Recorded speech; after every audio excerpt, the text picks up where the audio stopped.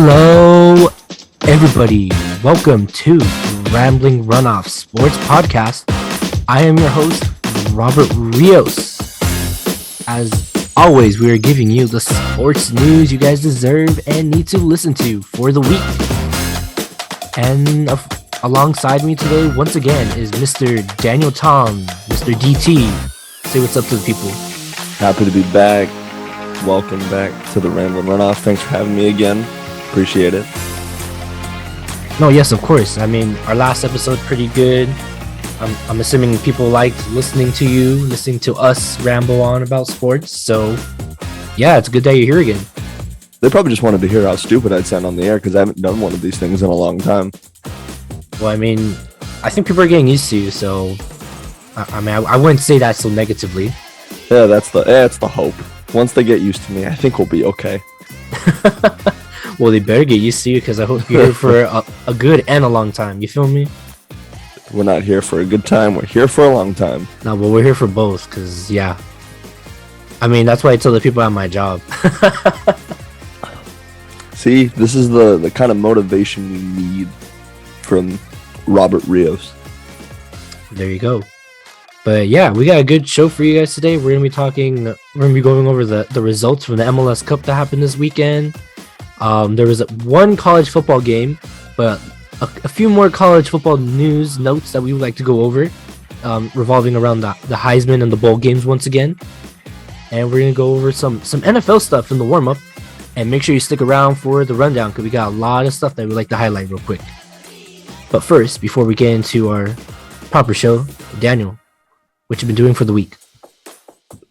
It's actually been a pretty slow week. COVID's still out there. Keeping an eye on everybody. I've lost a couple of games this week for health and safety, but happy to still be healthy, still safe. Prepping for shows like this and still kind of keeping ready for the week just in case anything changes. Besides that, no complaints. It's another day. Just happy to be here. How about you, Mr. Rios? I mean, just to let everybody know, Daniel does like announcing on the side, so he announces college and high school and some pro sports when he gets lucky too. So yeah, you say you had some games canceled? Yeah, I've lost 2 games this week. Hopefully nothing more, but we just ride the wave and wait for updates and things to brighten. Well, you say you're gonna be busier next week, no? The end of this week and next week are looking kind of crazy, but nothing we're not already used to. But we're excited to finally be back into the swing of things after kind of sitting through it last year. So I can't really complain. Just happy to be back working again. Oh, yeah, sounds good. And you wanted to talk to me, to moi? Yes, I want to know how our host of the Ramblin' Runoff has been doing this past week. Well, I live in California, sir, so I've been very cold. I've been going to work, and it's been raining. But you act like your co-host also doesn't live in California. We're just not in the same room. Well, I'm just letting the people know what's up. But yeah, I've just been going to work, trying to stay warm and not wet. I've only been able to do 2 out of those 3 things or whatever, because it's cold. I can't avoid that. I can avoid the rain, but I can't avoid the cold, unfortunately. And I just been preparing for this. So yeah. And also we have a graphic. So if you're listening to this on YouTube, I hope you appreciate the graphic made by our very own Danny Tan. Once again, shout out to Danny Tan for making our holiday graphic. Thank you so much. I love how the Ramblin' Runoff has such a wide, diverse staff to where even if you're not hosting on the show, we're still giving back in some way. Yeah, man. I got my connects. I got good friends of mine like you and everybody else. If we weren't friends, would I be doing this show with you? No. Well, then again, we wouldn't have met at our old job either. So, see, nothing beats that old job. Rio said, "Hold on a second. I like getting paid on my job right now. That's all I gotta say. I mean, we all like money, but sometimes you do things not for money, and you realize how good you had it. You do it for fun. It's for the passion. There you go. But yes, that's what I've been doing. And yeah, are you ready to get the show on the road in a bit? Let's rock. All right. So our first sports topic we like to go over, as I mentioned before, about a minute or two ago, is the MLS Cup. Which, Daniel, were you able to watch the MLS Cup this past weekend? Sadly, no. We got stuck working a tournament, but we were getting Twitter notifications through people in my mentions on what was going on. You being one of them. But you mean the rambling run off a- Twitter at off rambling on Twitter? Damn. I was able to catch some of the highlights later on during the week. And let me just say, for somebody who does not watch soccer, what a game that was. The fact that it came down to penalties and the intensity of what that match was, maybe I have to start watching soccer a little bit more. And I feel like because you are our resident soccer fan on this show, I feel like that makes you a little proud of me in a way. Yeah, just a tad. I mean, we took you to one real live game, but this was a for real game. Like, this was for all the marbles, you know? So, yeah, I mean, I'll tell everybody, I was able to watch the game. I believe it was a really, I thought it was a good game. I mean, I wouldn't say it was the best MLS Cup I've seen, but with it being in Portland, you know, I know you said you saw the highlights, you know, it was cloudy and you couldn't tell on the highlights, but it was raining. It was a nice, casual, cold, rainy Portland day. But hey, man, you're at Providence Park, 25,000 at that packed stadium. I believe it was sold out. So hey, the energy was high, so the game was also high. So you can't beat that, you know? But if the energy isn't high for a championship game, why would it be a championship? I mean, because there's some places where they still don't care, or at least they say they do. They get a packed house and it's like crickets. It's like, bro. So Cincinnati, if they ever get there. Actually, no. Oddly enough, okay, well, not to diverse off the topic, but unfortunately, the saying in Cincinnati is, just because you have a sold out stadium don't mean you're going to win a championship. Maybe they just need to relocate to Cleveland. We all know Cleveland can win, but that's with LeBron. They don't have LeBron anymore. All right, off topic. Sorry. But yeah, cold rainy day in Portland. And yeah, I mean, both teams, I guess just to start off, as a general idea for the game, both teams, it took a little while to get heated up. Right. Not figuratively, not literally, or both actually. But yeah, teams kind of started off a little rusty. Slow, I think. Yeah. I feel like Portland did more with the ball, even though New York overall had a higher percentage of possession throughout the game. Because I even got called out on it on Twitter. I'm like, man, what's up with New York? Like, they're not doing nothing with the ball. Like, I feel like Portland's had more possession. Someone with a New York account was like, what do you mean? They've had like 53%. I was like, I know. Okay, thank you for letting me know, sir. But I just mean, like, this isn't like this isn't like they're doing much with it, you know? They were getting shots. I just felt like Portland was trying to control more of the game than the ball. I guess if that makes any sense. But when you control the tempo of the game, you make your opponent think, okay, what do I have to do to kind of get control back? So yeah, in a way, it's in Portland's favor to, well, not only A, control the clock, but B, control the match. No, yeah, I mean that's like their MO too, because like they will go up and down the sides all day. With what's his name, Daniel Esprio, who I feel like had a very off game, and he was like another guy that people thought was gonna go off. And what's his name, Blanco. I thought he had an okay game. Here, I feel like he got subbed off early, but I'll get to that later about the subs.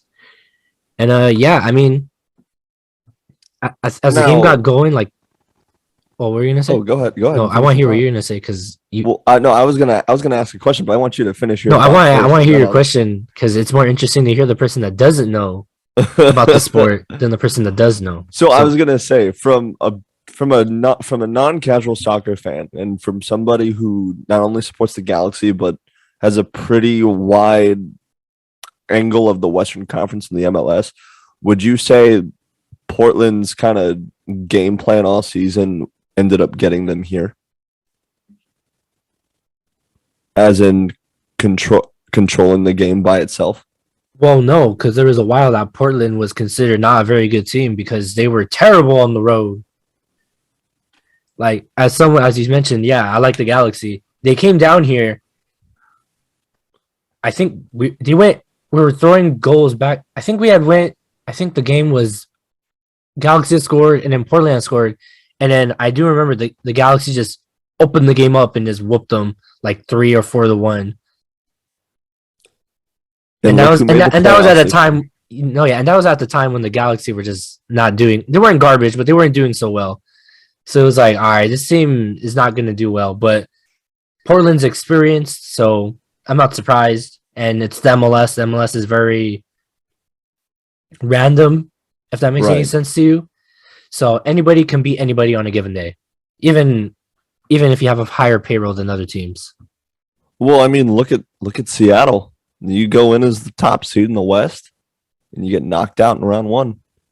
No, that's the weird thing too. Seattle's usually the team to always struggle as well, and then somehow make it to the final for no reason. But I think that's just good coaching and experienced players. I guess you can say that's what the unpredictability of soccer really is.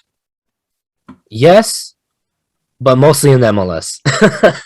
Well, I was going to say, you probably can't say the same thing about Premier League, the Champions League. Oh, no, yeah, of course. Like, all right, who's playing to Liverpool against... Oh, like Manchester City played Leeds the other day. The final score was 7-0. Yeah, you're laughing now because... Yeah, I hear that and I laugh. But then if I would actually watch and I'd realize why the score is 7-0. Yeah, because they're playing Leeds. And they're Manchester City with the million-pound man, Mr... What's his name? Jack Grealish. Or whatever his name is. But anyways, we're going abroad. We need to stay back in this country. Let's go back to America's version of soccer. Yes, of course. And yeah, so like we mentioned before, the game was kind of a little slow. Your little teams were taking their chances. And so it wasn't until about the last minute into the first half things got going. And New York was able to get a free kick to the right outside the penalty area. And Mr. Maxi Morales sent in a wonderful free kick that curved to the other side of the left post. And it just found the head of Mr. Tati Castellanos, Golden Boot winner of the MLS, who knocked it back to the ground towards Steve Clark, who dove to the ground with his left palm, but was unable to get it still. And it trickled and rolled into the back of the net. I know, Danny, you saw that highlight. What'd you think of it? Honestly, just like first look, it looked like he had a good hand on the ball. I don't know if he hit the ball a certain way off his foot to get it to kind of... I noticed like there was a... You mean his hand? It hit his hand. What are you talking about, Willis? Well, hold on. Let me finish. Off his foot, it hit off his hand, but I felt like there was a spin on the ball where it just slipped off his fingers and just rolled right in. Am I wrong about that? No, yeah, it trickled in. I found that word works best because yeah, it hit off his hand and it just like slowly rolled behind him. But I guess I think Castellanos he hit it with enough. How do I say this? He redirected it enough that he didn't have to hit it so hard that the momentum from the cross from Morales like was enough to get it through. It's just that, like I said, it was raining and he did what he had to do, hit it back to where the goalie was coming from to get him off balance, and it worked because he was unable to bat it away fully. And yeah, New York up 1-0. When I think of a shot like that, and after I kind of watched the replay, I kind of thought of when you're playing a game of pool and you're breaking to start the game and you're going towards the corner pocket. That's how I felt that shot was. Yeah, I mean that's a good way to look at it. Like, yeah, I mean that's what you want to do. Like, you want to hit it to where there's more space and where to the goalie is not at. Okay, it's just harder to block. And then in this case, he hit it down, which is also harder to stop. And considering the ball was probably wet and his gloves were wet, he wasn't able to like get a good grip on it. Because I thought he could at least bat it away. bat it away, clear it, reset. Yeah, because I'm like, even the commentators were like, dude, he should have done a better job with that. Like he spilled it in a way, even though he didn't even get to grab it. You get what I'm saying? No, I get what you're saying. But I mean, it's unfortunate how it turned out, but I mean, athleticism and the conditions all play a factor in a play like that. no, yeah, but yes, New York up 1-0 away against this ruckus and loud Portland crowd who love their soccer down there. They love it so much that they threw a beer at one of the New York players after they scored because they wanted him to drink it. But instead, they threw it too hard and it hit him in his face. Oops. When you don't have the Blazers, you have the Timbers. No, yeah, there you go. Yeah, there you go. But yeah, I guess an upset fan threw the beer at the guy and him in the face. But fortunately, that guy was ejected from the game. I just thought it was pretty funny. Wait, did you say he was ejected or was not ejected? Yeah, he was ejected. What a shame. Fans just trying to have fun, but I was of course, player safety. Yeah, and I was listening to the Alexi Laws podcast, and he was like, "Yeah, it's disappointing that they threw the beer at him, but it was not just that. They loved their beer in Portland. That was a waste of a beer, and that is very true. You guys, Danny's been to Oregon. He said that their beer is pretty good. So, man, tragic that he had to hit a player, and tragic that he had to waste a good beer. Well, you also wasted your tickets when you get kicked out. No, yeah, that was probably banned for a year. But also, it might not even been. I'm not even gonna say the other part. I'm just gonna say it probably wasn't even beer no more. Just to let everybody know.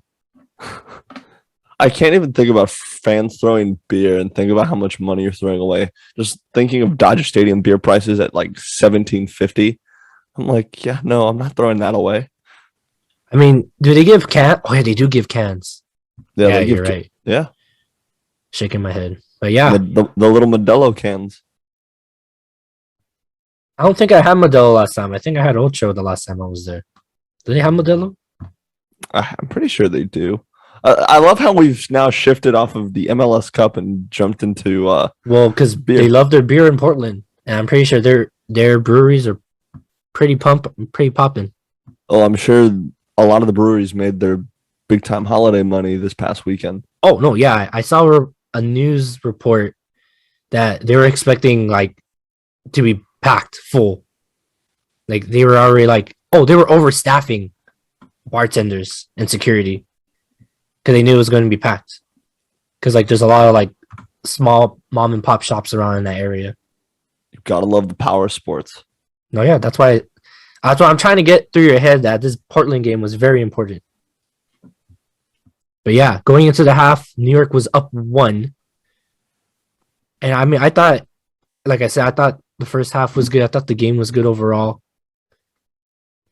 But yes, now we go into the second half with Portland trailing and this crowd.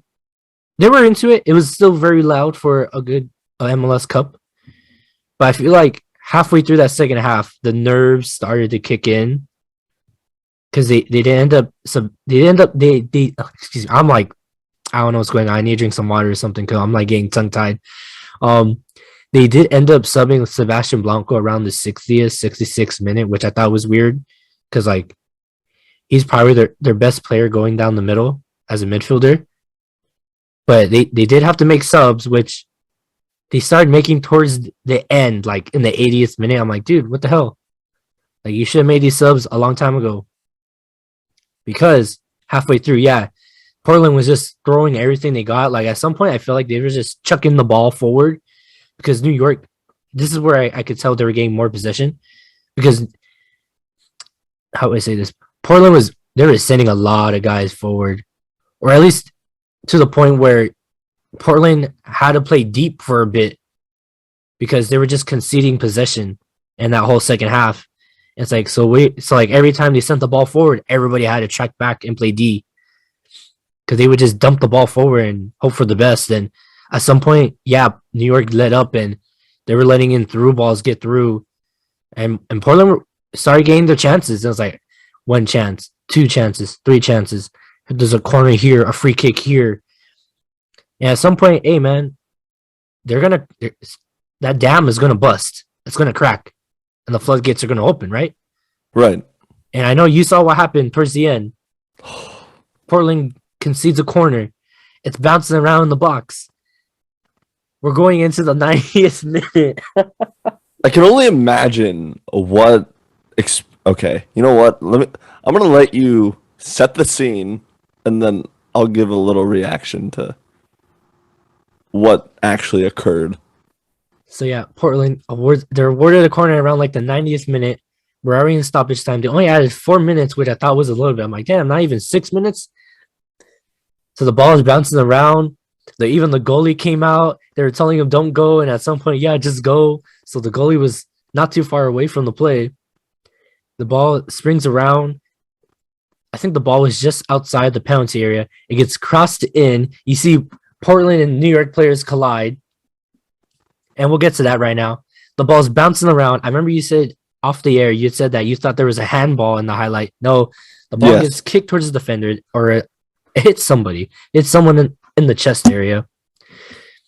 And then it finds the feet of Felipe Mora, who blasted into the top right corner of the net, sending Portland into a frenzy. And dude, I had to scream. I screamed for a bit. I was like, "There's no way!" And just as a quick story, my girlfriend had just walked by. She was like, she had just woken up from a nap, and she said she had saw the corner being kicked. And she's like, I turned, and she had just come back. She's like, "Well, what happened?" I just looked away, and they scored a goal. I was like, yeah, that's how soccer works." And yeah, I was. what were you gonna say? I wish I would have saw it live, but even watching the highlight, it was just like, how did he get that shot off? It's like it bounced around so many times, and he was still able to settle in the end and just knock it through. Like, it's mind blowing. I mean, like, yeah. I mean, it was jumping around. I was just worried that New York was going to clear, but I guess, like I said, Portland was throwing bodies forward to get this playoff, to get the ball, to get it back into the net. And yeah, once like the goal went in, it's like this all the pressure in the stadium like let go, and everybody went berserk. But there was controversy. So a Portland player jumped up to play the ball, running into a New York defender and a New York City football player defender. But the claim from New York was that when he jumped, his hands whacked the New York player. Which, yes, he has that claim, but it wasn't like he did it intentionally. Like he was trying to play the ball, it was crossed in, which to me is not a foul. But I believe in the laws of football and FIFA, it is a foul, just due to the fact that he made contact with the defender's face. But in this instance, we did have instant replay. We did have VAR. I believe they read the room, and they're like, yeah, this is a MLS Cup with a game tying goal in the last minute of play. We're just not gonna call it. Because imagine if they would have called back that goal. Just think of Atlanta in the MLB playoffs that one year when they started throwing debris on the field after they reversed I think it was the infield fly rule got called, and there was a run that scored that shouldn't have scored, and Atlanta just went nuts. So imagine you call back that goal off the basis of a video review. Yeah, it wouldn't have ended well. Oh no, yeah, because I know I've already heard some pundits say, yeah, that was a foul. I'm like, all right, I guess. I mean, they know better than me, but to me, it's just contact. They're playing the ball. Because, yeah, one of the guy that got fouled, he was not letting it go. He was telling the ref on the field, like, dude, he hit me in the face. I mean, it wasn't like he smacked him. It's just that he collided into him. And, like, they don't, because technically, by the laws of the game, soccer is like a non-contact sport, if that makes any sense to you. But yeah, I don't think it was a foul. No foul. Play on, says the referee. Wonderful. And yes, do you know what that means when there's a tie at the end of regulation, sir? Overtime. Close enough. Extra time. Yeah. Overtime, extra time. Isn't it the same thing? Yes, but it's The laws of the game, sir, is extra time. All right. Extra time. Extra time, 2 15-minute halves. And dude, that crowd, standing room only. No one was sitting down.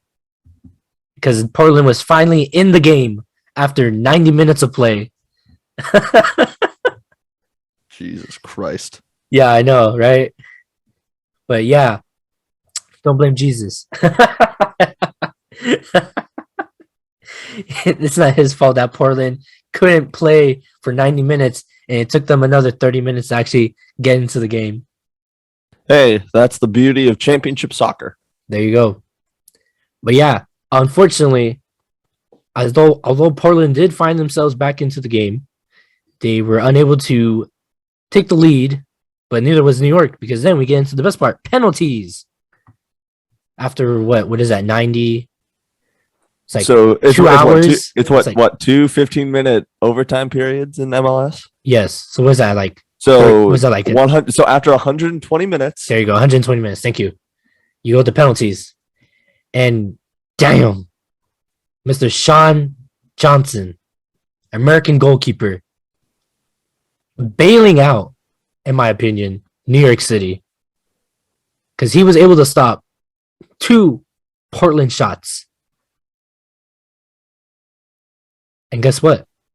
Those 2 shots costed Portland MLS Cup, because at the end of the day, I mean, everybody already knows who won. Hopefully, New York City. Shall we drop a spoiler alert right now? Before, yes, New York City were victorious, winning the penalty shootout 4-2 off of the hands of Sean Johnson. He also did have a stop towards the end of the game, which I forgot to mention, unfortunately, where Portland were on a fast break, a clean fast break, with a clean shot, and he was able to push it away.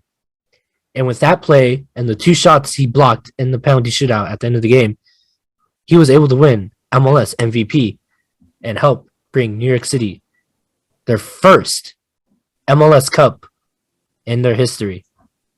Bam. And they just celebrated yesterday in NYC.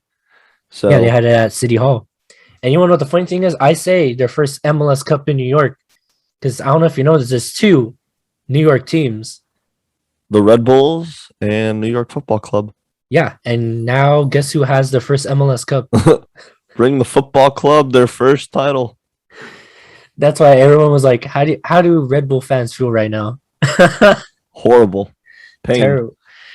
Spain without the S. There you go. And the worst part is, too, they've probably had better teams, in my opinion. Considering they also won Supporters Shield, which is another side trophy in the league. Which, if you don't know, basically Supporters Shield is having the best record / points in the league. And I think they've won 2. But they haven't won the one that matters yet. Well, supporter shields and MLS Cups, yes, they're both important, but I think we all know what everybody's playing for at the end of the year. The MLS Cup. No one cares about the Supporter Shield. Did you make it all the way? Did you win the last game of the season? No. Then why does it matter? Yep, exactly. So New York City is blue, not red. Well, watch next year. The games between the Red Bulls and New York City FC are going to be lit, like big time lit. Oh, I mean, they've been lit already. For like the first game they ever played was a massacre. I think, yeah, New York just destroyed them. It was just like, bro. Is New York City FC still playing at Yankee Stadium? Yes, unfortunately. And I want to go over that really quick. Because how are you going to have your MLS Cup winning team be playing at a baseball stadium? What the hell is wrong with you? Don Garber, MLS commissioner. Fix this now. Like, this is stupid. Considering they're owned by 2 major juggernauts with money. And y'all can't even find a stadium. But I think it's because they really like digging into the idea that they play within the 5 boroughs of New York in the city, unlike Red Bulls, who plays in Rutherford, New Jersey. This might sound like a stupid question, but The Galaxy play in a 27,000 seat stadium in Carson. Couldn't New York City Football Club go find I don't want to say like a Division I school that could host them, or is it more of a capacity issue that it wouldn't fit MLS standards? They could find one, but like I said, I feel like they really like digging into the idea that they play in New York and not anywhere else. Okay, that's fair. And also, no, they're not going to play at Red Bull Arena because, well, for one, it's called Red Bull Arena, and two, Yeah. it has the Red Bull logo everywhere, which they've played games there already because Yankees were playing, so they had to cover that up. So yeah, that's not happening. That's like UCLA tearing down the Rose Bowl for renovations and letting them play at the Coliseum with the SC logo plastered everywhere. I mean, that'd just be them moving to the Coliseum, or even vice versa. That'd be weird. It's like the Rams playing in the Coliseum for that period of time before SoFi got built. That's like the Rams and the Chargers playing in the same stadium, but a very tiny stadium. Did that ever happen? It probably did. No. It did happen. What are we talking about? Well, say SoFi isn't tiny. But where did they? I mean, before that. Well, yeah, when they were both here, yeah, they played at the Coliseum. At the Dignity Health Sports Park. Well, the Rams never played. Oh no, I'm thinking of the Wildcats. My bad. Yeah, like the Rams never played at the Dig. I'm thinking of the Wildcats. From the Yes, XFL. but let's keep in mind the XFL and the NFL are two very different leagues. That is very true. But yes, back to the MLS Cup. So we can start wrapping it up. Like I said, I thought the game was very good. Congrats on New York for winning their first championship in soccer, which I think the last time New York had a soccer championship was probably in the NASL when Pele was playing for the New York Cosmos. I bet you don't know nothing about that, do you? Not a damn thing. But you know who Pele is, right? Yes. Okay, close enough. Close enough. But yeah, congrats to them. It was a good MLS season.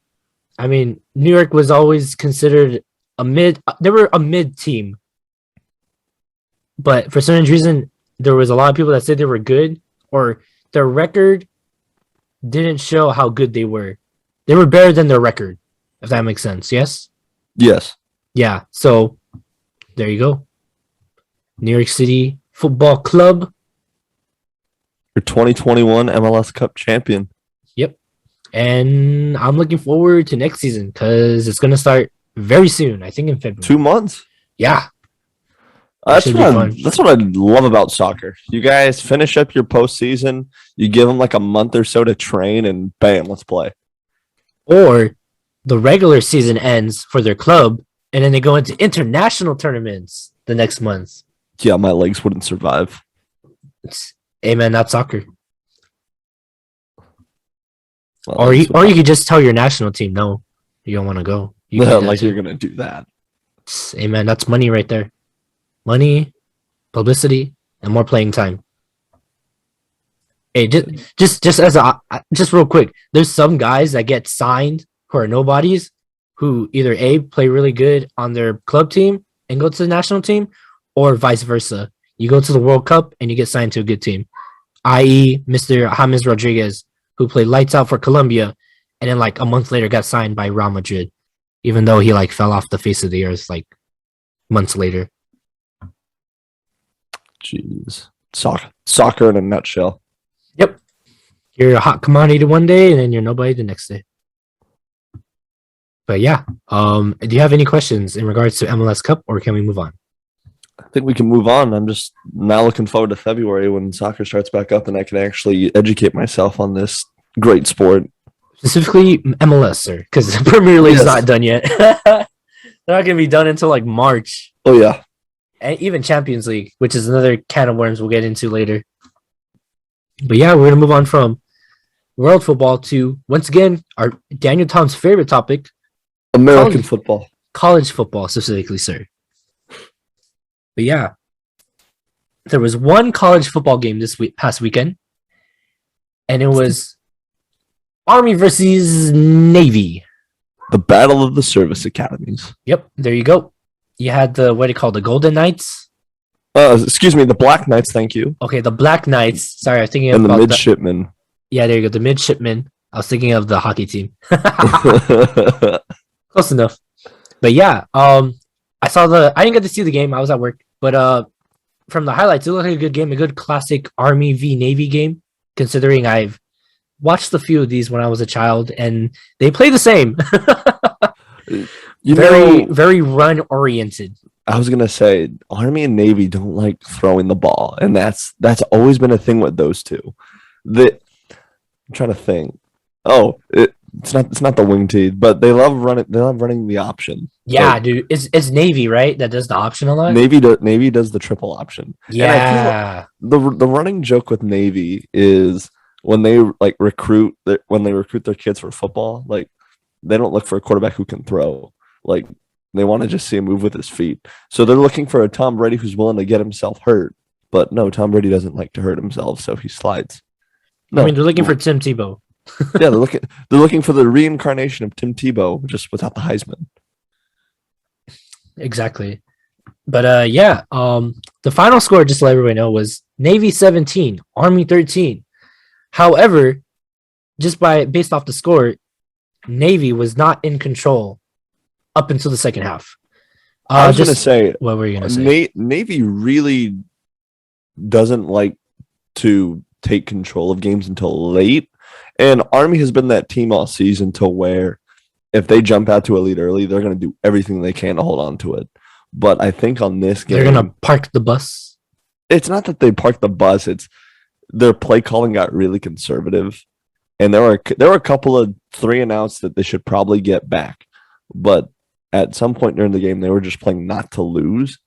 And it gave Navy some opportunities to set them up in the red zone. And just like that, they took the lead. Were you able to watch the game or the highlights? Or I was able to sometime catch a recap and the highlights. I was at work when the game actually happened. Yeah. Just like the MLS Cup. Yeah. So I was able to watch key moments. But, okay. Yeah, Army just let it slip. No, yeah, because just to go through the scoring, Army scored first from a draw, a quarterback draw of all things. I'm not to be surprised. But then Navy came back and also scored off a draw play. I'm like, are you guys just have the same playbook or what? I'm sure they talk in the off season. It's like, all right, what new run plays are we going to try this year? No, yeah. And then Army, like I mentioned before, still up ahead. What did they do? Oh, yeah. They scored a field goal. Excuse me. 2 field goals, to be exact. Because the score was 13-7 going into the half. Yes. Like we mentioned before, both teams, they play very, very similarly. There's a lot of running involved. Quarterback draws. Handoffs to the running back. And like how you mentioned before, a lot of options. You're just a read option, regular option, or passing is just not a thing in this game. Passing is not a thing with both of these teams. What the hell? I feel like what are these during guys pregame they tell the officials, "Hey, just be prepared. You're going to be running a lot. It's just because we're not going to throw the ball." I'm just like, what is 1960? You're not going to throw the ball. It's just pure running plays. It's just pure option plays. This is black and white TV football. You're just running the ball. But the tradition that surrounds this game can put aside all the grief we give about the option. Look. They have helicopters and they have airplanes flying around the stadium. That's what makes this game cool. The president even shows up. I don't even think he showed up. I don't think. I don't think he went this year, but in years past, the president. I haven't seen a president show up to this game in the past 10 years. Let's say Trump showed up in 20. I don't remember. Trump showed up in 20.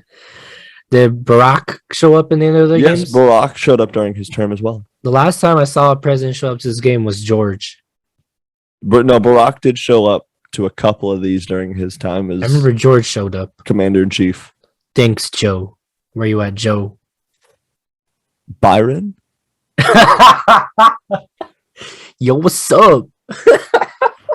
What are you thankful for? Beans, rice, Jesus Christ, and Byron. Oh, and just as a quick thing, back to New York City. At their City Hall celebration, someone did say bing bong. Oh, I love it. Look at what TikTok has done to this generation. Oh man, I can't. But back to Army Navy. Like you said, there's a lot of running plays. I remember a couple years ago, there's this guy I was watching on YouTube. He played rugby, and he was reacting to the Army Navy, or he was reacting. I don't even think it was Army Navy. I think it might have been his Notre Dame or something when they sucked, and he was just so giddy. He's like, "Oh, pitch it," and like he was just so happy to see them run the option because that's all you do in rugby is just run option basically. But yeah, I mean, at least they're sticking to the roots and not passing, which sounds weird to say in football right now. Would you rather have a football game with just pure run plays, or do you want to see the ball get tossed around? I want to see both. Okay. I can't. I like I want to see a strategy be played out. I mean, if your strategy is just pure run plays, it better be solid. If not, it just be like that one Super Bowl with the Pats and the Rams, where the score was like 13. What was like 13-3, 10-3, because it was just pure defense, and it's like no one could generate offense. It's like, bro, like, can you guys like do something? I mean, at least this game, like, right, it was the same game plan, going up the same game plan, and we got at least a decent score line out of it. Because to move on from our discussion, Navy did end up tying the game after a very good end-around play that set them up just outside the 5-yard line in the red zone. And then guess what? How do you think they scored, Daniel? How do you think they scored? Why don't you pitch it to your running back and let the quarterback take it in himself? Yeah, there you go. The running back just ran it up the middle. You gotta, we need to watch just a Navy or an Army game together and just count how many run plays they're gonna run. I am not doing that. Oh, come on. What is the point of counting if they're just gonna do that the whole time? It'd be better to count how many pass plays they do. No, you can count both. Look, if you're gonna make me sit through a soccer game, we can sit through an Army or a Navy game together. I've watched Army Navy games. Well, it's the same thing. Come on, you got to give it a chance. I've given it a chance. Wait, bro, I'm giving it a chance right now. We're covering it. Bro, you're wild. But anyways, so yeah, look, so now I'm losing my notes. Navy was up 14-13 going into the fourth, and right into the fourth, Navy was taking no chances. They went for it on fourth down. This play was so I don't know. I guess I haven't seen a direct snap to a fullback in a while. It's called the Wildcat formation, just with the fullback. Yeah, they gave it to him. Dude, he was wearing like a back. How do you say a backpack? What the neck neck brace? Yeah, like a neck brace. It's almost like the neck plate. Yeah, and he stiff arms the defender, gets the first down, and he hurdles over the guy, but the guy clipped his heel, and that's what flipped him over. I was like, bruh, what a hell of a play. Football, folks. But yeah, let me see, where are we at? I just like to point out also that Navy had the ball for like 7 to 10 minutes, because when they ran that fake punt, it was like 13 minutes on the clock, and by the time they kicked the field goal to go up 17-13, there was like, what would you say? Like, there was like 6 or 7 minutes left in the game. I was like, bruh, you guys did all that just for a field goal? Come on. And that's the one thing about like games with Army and Navy. When you have teams that consistently run the ball like they do, they eat up time of possession, and that leaves you little time on the clock. I was like looking. I had to re-go through the highlights because it went from like 13 minutes to 9 minutes to like 7 minutes. I was like, wait, what? I was like, I guess that's what they train them in practice. I was like, either Army went 3 and out 2 times in a row, or Navy had the ball this whole time. Navy's dominating the clock. No, yeah, but they did mention in the highlight reel that this past season Navy's lost 4 close games. They lost to Houston, SMU, East Carolina, and also Cincinnati out of all teams. So I see why they went for it. on fourth down in the fourth. I mean, it's the fourth quarter. You might as well, right? Right. But Army tried everything to get back into this game with the little time they had. They even tried a trick play. They gave the ball to the running back. He started running to the right, and he tried chucking the ball downfield, but none of the corners of the safeties fell for it, and the ball fell to nobody. And then This is why Army-Navy games are so cool.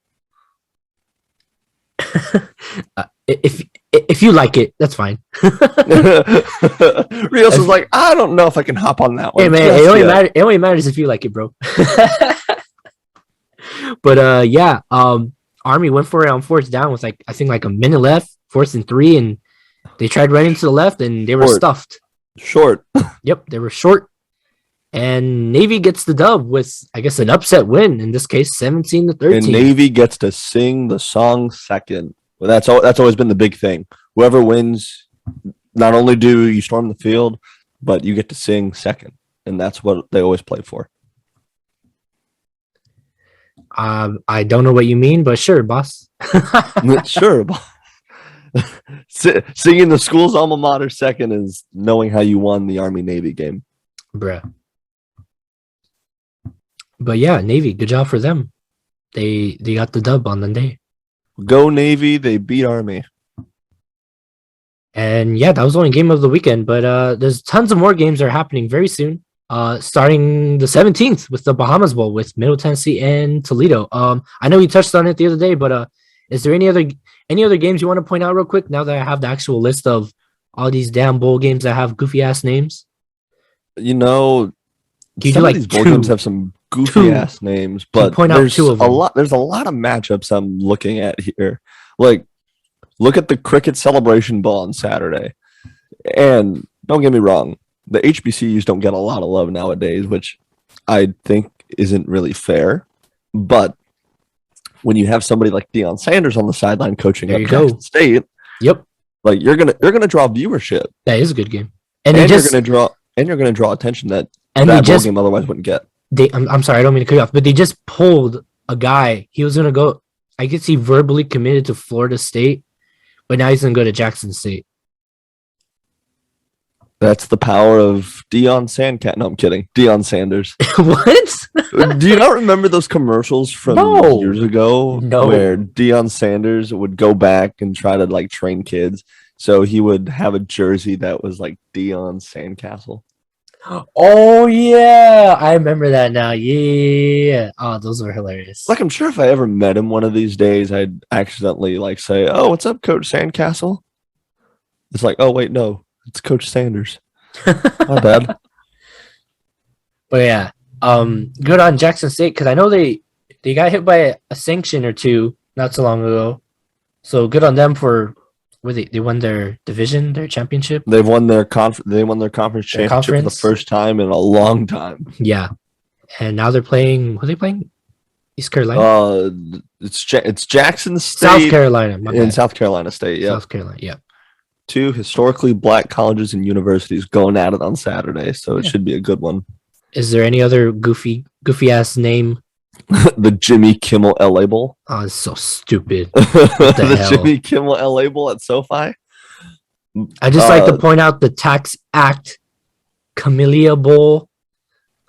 Hey, don't trash the Tax Act Camellia Bowl, dude. AutoZone Liberty Bowl. Hey, look, a lot of those bowl games have been around for as long as we've been around. I don't give a damn. Wasabi Fenway Bowl. What in the hell? Okay, that one I'm a little confused by.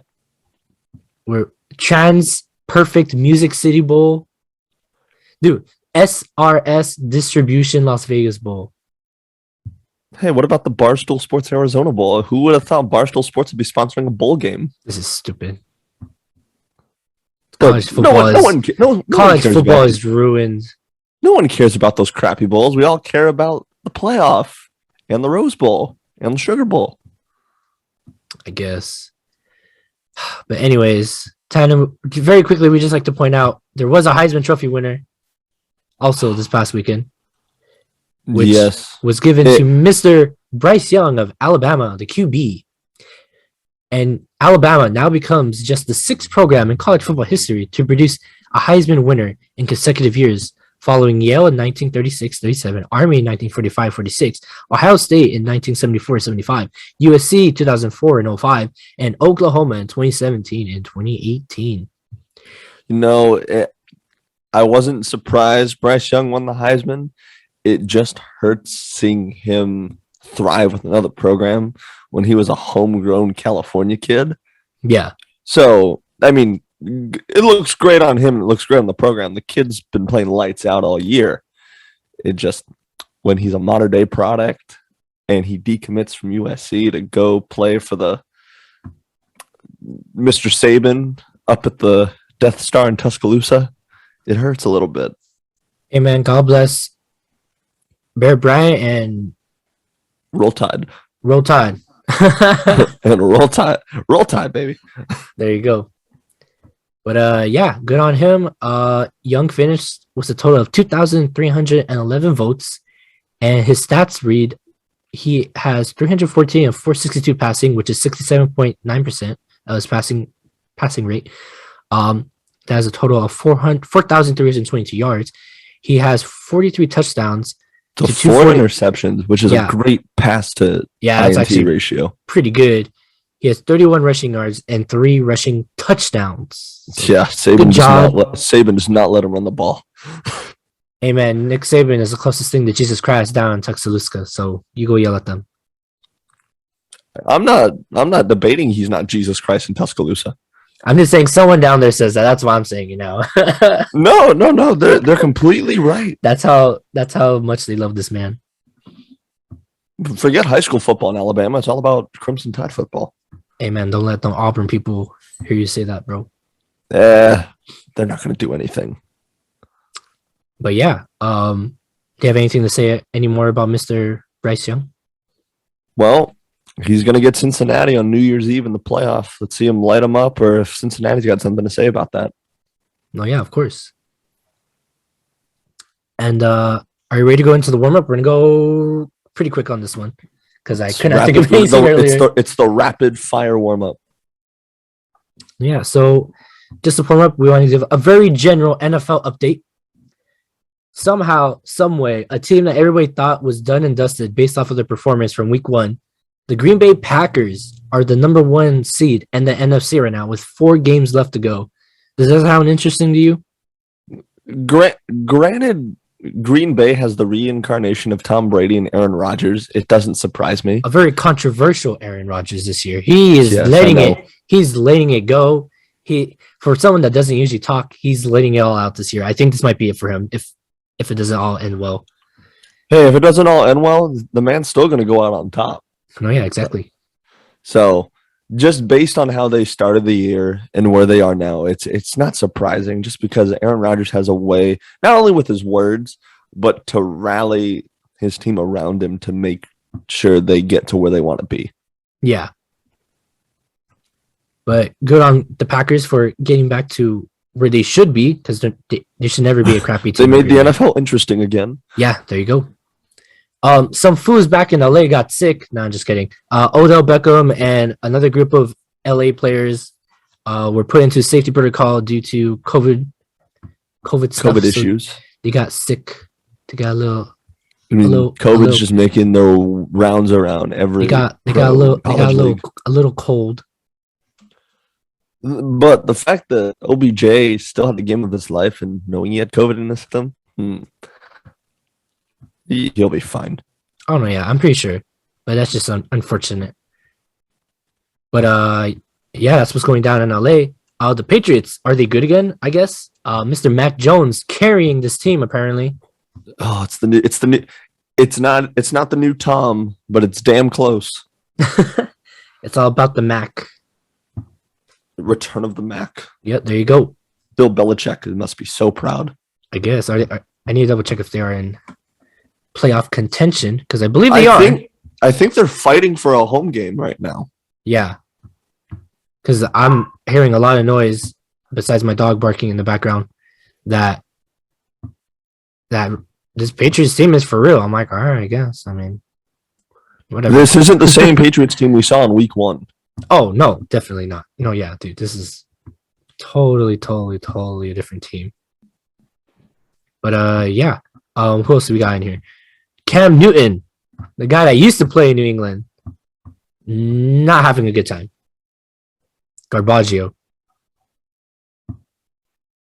So apparently his Smokey the Smokey the Bear hat my man used to wear just it's not working anymore.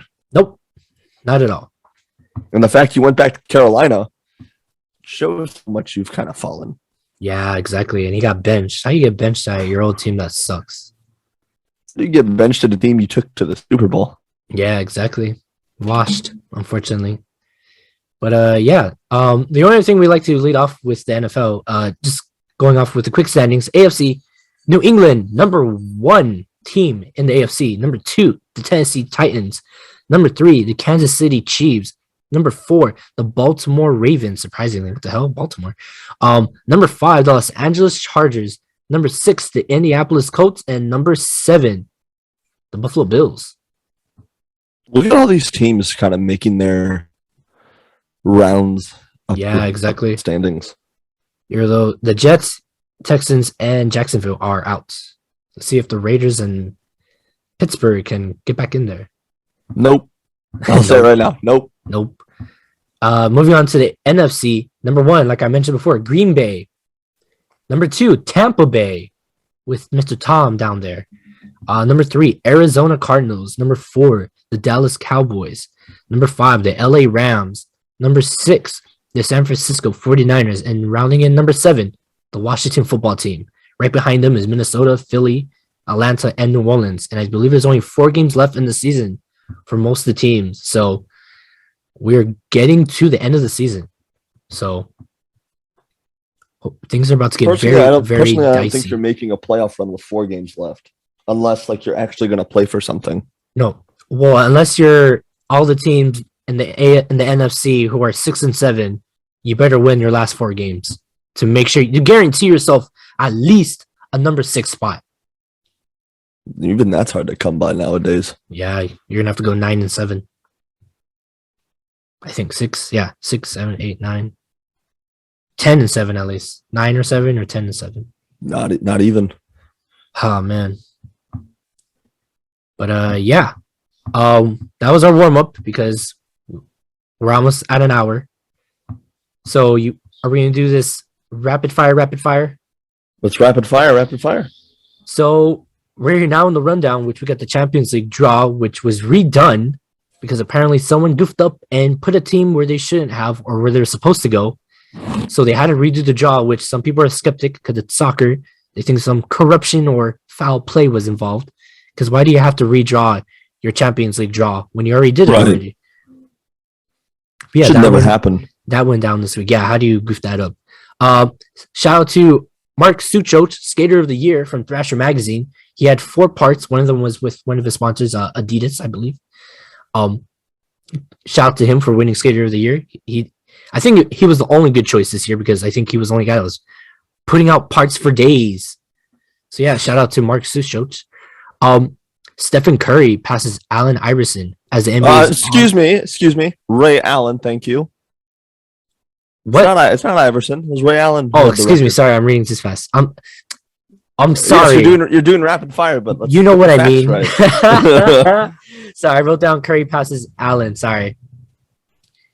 Curry passed Ray Allen to be the all-time. Curry passes Ray Allen as the NBA's all-time three-point king. What does he have? Like 2,300? 2,974 is the new record. There you go. Thank you. Reggie Miller was also in attendance because I remember when Ray Allen passed him to be the three-point king. I remember that was a big deal. And so was Mr. Spike Lee. Ooh, nice. Well, of course, it was at the Garden. Come on. And also, this coming weekend, the NWSL, the Women's Soccer League, will hold their draft. So make sure you check out that this Saturday. Another good thing to note in the soccer news, Atlas and the Mexican League won their first championship since 1951. It took them a while. They were able to capture the championship in front of their own crowd. Soccer in Mexico is a little bit different. They play 2 games to see who scores the most goals. Leon, who they played, was in the lead 3-2. Atlas at home has to score at least one to send into overtime and send into penalties, in which they also won the penalty shootout, which guaranteed them the championship. So shout out to them. And one more thing I'd just like to point out. Justin Verlander signed with the Houston Astros again, even though there is no games right now. They've only agreed to terms because by rules of the lockout, he can't sign anything. Yeah, I'm like, how is that even possible? You can agree to the terms, you just can't sign any official document until the lockout gets lifted. No, yeah, I'm like, how's that? I don't know. I think it's dumb when like they're announcing players like literally right before the lockout happened. Like, was it Corey Seager signed with the Rangers? Like, what? How are you gonna sign with? I think at that point they knew the lockout was inevitable, so just get what you can done. No, yeah, I guess. I mean, I don't know. Watch them like sign with their unverbally commit, bust to college football. Yeah, you can't. Yeah, at this point you can't do that. Dude, if he does, everybody in Houston would be in an uproar. But yeah, it's not gonna happen. Is there anything you would like to add? I know we did this pretty quick. We had to wrap up a little early today. I think we covered some pretty wide array of topics today, so I'm excited to see what the future holds for the show with college football now coming to an end. MLS season's over, so let's keep this train rolling. Yeah, so that was our show for today, guys. I'll start playing the music now. Thank you for listening to Rambling Runoff here. If you're on YouTube, make sure you subscribe. And also hit that like button. If you're listening to Spotify, please give us a follow. If you're on Stitcher, thanks for listening. If you're on Google Podcasts, thanks for listening. If you're somehow on iTunes, thank you for listening. I really appreciate it. And I think you do reviews on there too, so give us a good review. If you want to hear more from us on Twitter, you can go on @OffRambling. If you want to look for us on Instagram, look for us @RamblingRunoff. If you want to hear more from me, you can find me @RobertRRY. Daniel, where can they find you on the socials? They can find me on the socials on Twitter @TheRealDPTom, or they can find me on Instagram @DTomTheAnnouncer. Yes. Thank you. Make sure you hear our next episode next week. It should be another doozy. We're going to be wrapping up the holidays very soon. So yeah, that next episode should be good. I am your host, Robert Rios for Rambling Runoff. You were listening to another episode. Say bye, Daniel. Daniel Tom with the Rambling Runoff. We'll see you guys soon. See ya. Bye.